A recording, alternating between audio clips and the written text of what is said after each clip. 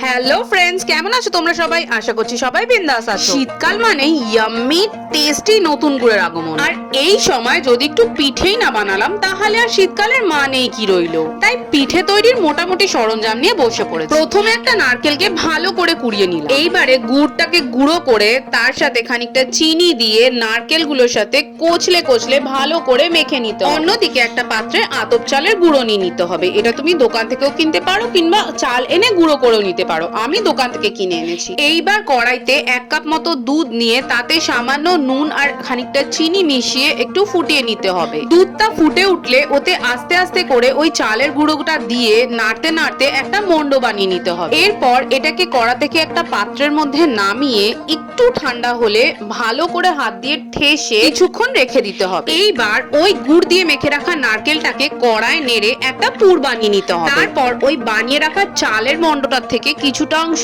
নিয়ে সেইটাকে হাতের সাহায্যে চেপটে তার ভেতর ওই নারকেলের পুরটা ভরে আবার গোল করে বলের আকারে গড়ে নিতে হবে।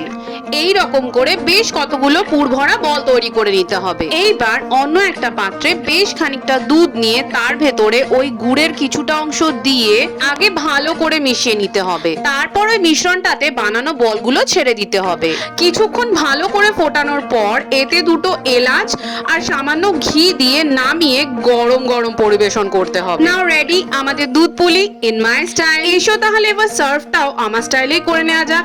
বাড়িতে খানিকটা সেমইয়ের পায়েস ছিল আর তার সাথে নতুন গুড়ের রসগোল্লা। তাই প্রথমে ওই দুটো একটা বাটিতে নিয়ে তার উপরে এই দুধ পুলিগুলোকে সার্ভ করে নিলাম। ব্যাস রেডি হয়ে গেল আমার হেভেন বাইট। তোমরাও বাড়িতে একবার ট্রাই করে দেখতে পারো এই নতুন স্টাইলের দুধ পুলি।